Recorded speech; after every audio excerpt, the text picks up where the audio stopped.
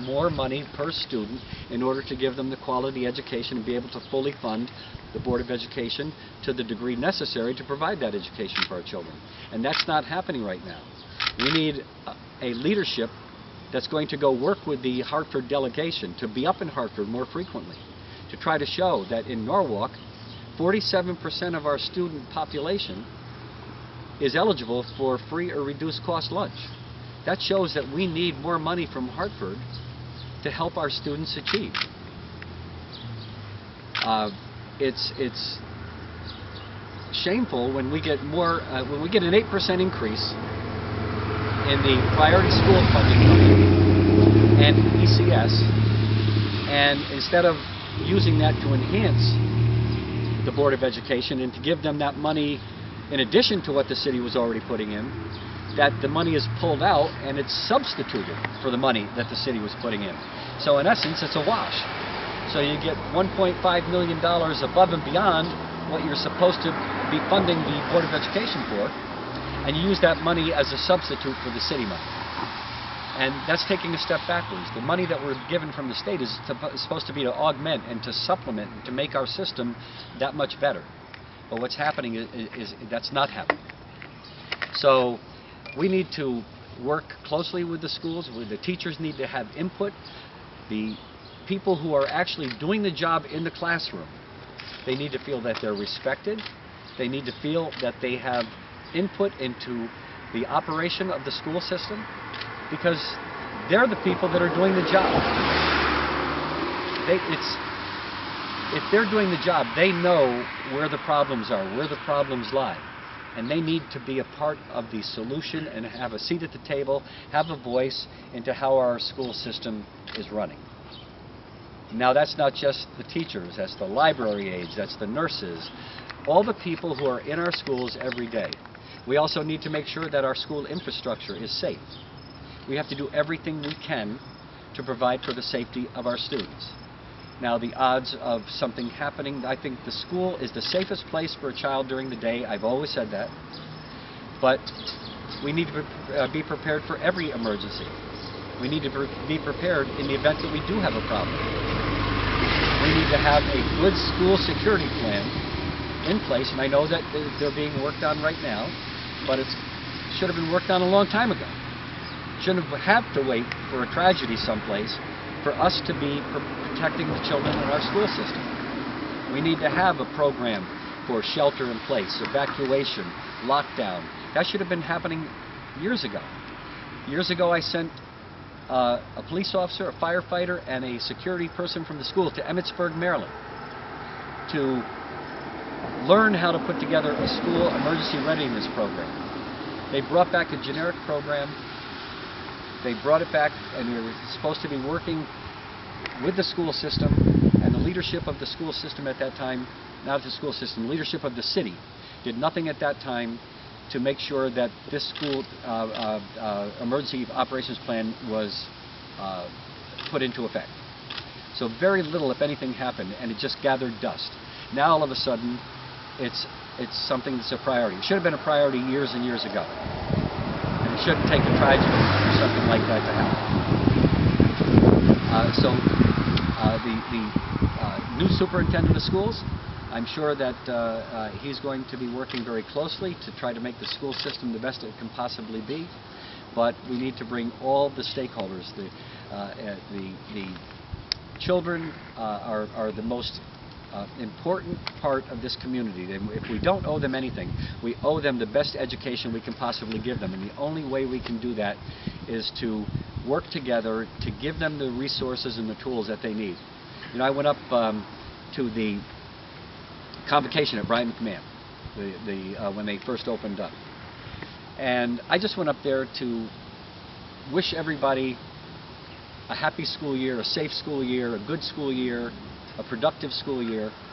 And all the teachers walking in and all the staff people walking in, they said, thank you. And then my answer to them was, or my response to them was, no, thank you. Thank you for what you do. You have a very important job. You have a difficult challenge. And I want to thank you for what you do. And you know what their answers were? Universally, their answers were, We do it because we love it. We love what we do. And when I heard that over and over and over again, it reaffirmed in my mind that we have wonderfully professional, dedicated educators who are doing the best they can to give our children the best education possible, but they need the support of the community. And doesn't have anything to do with money and benefits. It has to do with being respected and getting the support that you need. That's all they want. And to me, that was gratifying to hear those responses. It was just remarkable for me to hear them say over and over again, we do it because we love what we do. I don't know if you have any questions. What support do you believe they need that they're not getting now? If it's not dollars, what is it? What would you do as mayor? Talk to them, listen to them, ask them for their ideas and thoughts on how the school system can be better. Because if anybody, it's like anything else. If I, as mayor, decide I'm going to write a policy for the fire department or the police department, or I'm going to tell them what they need to do, the people that know what they need in order to do the job better are the people that actually do the job. And really, that's all you hear from the teachers over and over again. I would like to have a voice at the table. I'd like to be heard. I'd like to be able to contribute. That's pretty much all they want. You know, the other thing is, talking about children in pre-K and early intervention and Head Start. You know, we're in a difficult situation right now. The Head Start program in Norwalk is in jeopardy. And it's an important program for our children. A good friend of mine, Rick Fuller, found that at age 4 or 5, you can identify in children behavior that later on is going to manifest itself in unacceptable social behavior.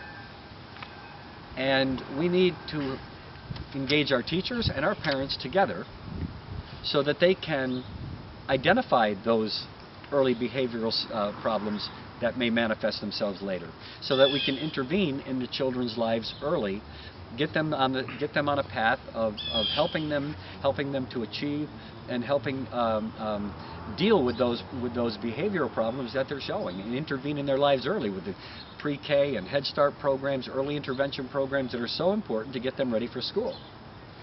And I've also talked in the past about the Life Social Skills program. Not everybody is going to be able to go to college, but we should be able to have everybody graduate from high school with a good basic education. And the Life Social Skills program is a program that will be for young people that may be going into the military, may be going into the job market, but be able to prepare them to be able to succeed in life, even though they may not be going to college. Harry, any particular reason you chose to do this out in front of Tracy today? Yeah. I graduated from Tracy. I went to Tracy School, and I remember Miss Vogel, who was an amazing principal, and used to play out in the back, and I actually used to walk to Tracy because I lived over on Delaware Avenue, which is over across from Rainbow Plaza, and walked over here in the morning and walked back home at night, and yeah, so Tracy School has fond memories for me. It was a great school. I had Miss Doolins in 5th grade. I came to Tracy in 5th grade, but I was at Jefferson from 1st grade through the beginning of 5th grade. And then when I came here, I went into Miss Doolin's class, and then Miss Hoffman in 6th grade, because back then Tracy went up to 6th grade. Then I went to West Rocks and then Norwalk High. But yeah, Tracy's a great school. Again, all our schools are great schools, and I think you know, the reputation that Norwalk, or the perception that Norwalk schools are not excellent schools is really not an accurate perception. We find people who moving out of Norwalk or sending their children to private school. We need to turn that around. We need to make sure that people recognize the value of the education in the Norwalk public school system, and realize that their children can get a wonderful education here, and it is a good school system. And one of the greatest attributes of our school system, I believe, is its diversity. The city of Norwalk is a microcosm of the world, and our school system is the same way. It's good experience, good exposure for our young people to be exposed to different cultures, different backgrounds, and it can only help them grow and develop in a positive way. Could you speak about funding? Do you believe the Board of Ed's been adequately funded, and if not, how far would you go to fund it, considering that taxes are also Well, taxes are always a concern, but I think people, when they get a good amount of services for their tax dollars, understand that taxes are necessary. You know, if you ask 1,000 people if they want to pay taxes, they're going to say no. But they know that taxes are necessary. So you have to spend responsibly, and you have to fund the Board of Education responsibly.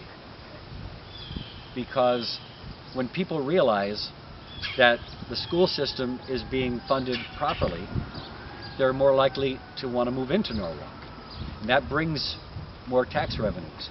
We need to grow our grand list in a positive way so that we can relieve some of the tax burdens, and I've said this over and over again, to relieve some of the tax burden off the shoulders of the homeowners, yet grow the grand list so we do have more money to fund the school board, to fund the school system. We do have more money to put in different places. We grow the grand list, we bring in more businesses, more jobs, more mixed-use development, we build our own population densities. We can do a lot of with the revenue stream. We've missed tremendous opportunities in the past by not reaping the benefits of the tax revenue from the stalled development projects that we've had.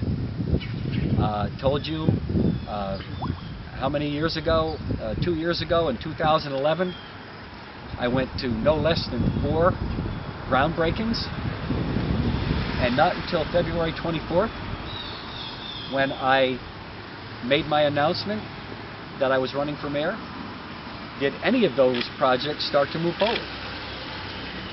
And that was Waypoint. Just started to move forward. Because maybe I made that happen, I don't know. Do you believe, though, that the Board of Ed is being adequately funded? I believe that there more can be done. When you get $1.5 million from the state, and instead of using that to augment and enhance what we were going to give the Board of Education, you take it out and make it a wash, I think something's not right.